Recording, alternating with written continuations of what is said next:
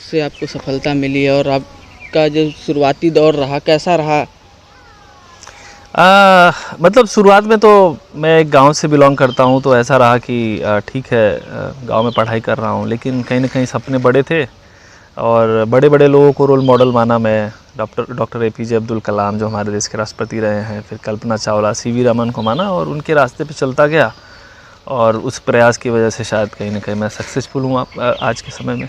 कितनी कठिनाइयों का दौर था उस समय जब आप एक छोटे से आजमगढ़ ज़िले से थे और बाहर जाना और पढ़ना, मतलब कितनी कठिनाइयाँ बीच में आई आपके साथ?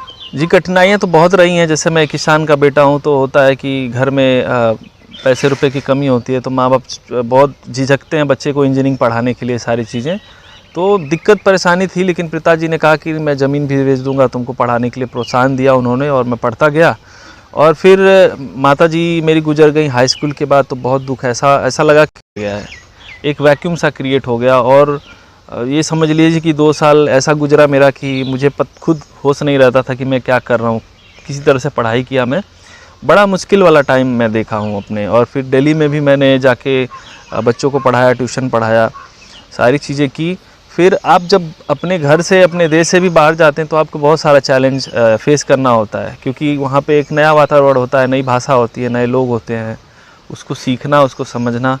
और फिर आप ये नहीं जान पाते कि लोग आपके बारे में क्या सोचते हैं, और अपनी एक पहचान बनाना बड़ा मुश्किल होता है। नासा में ही जब मैं गया, तो वहाँ पे जो साइंटिफिक लेवल है लोगों का, टेम्पर जो है बहुत ही हाई है, क्योंकि वहाँ पे एक से एक क्रीम लोग आते हैं।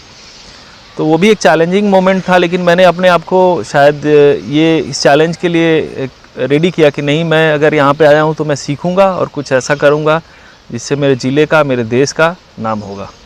और इस टेक्नोलॉजी के थ्रू यही हुआ है कि अब देखिए हमारे ज़िले का भी नाम हो रहा है, प्रदेश का भी नाम हो रहा है, देश का भी नाम हो रहा है।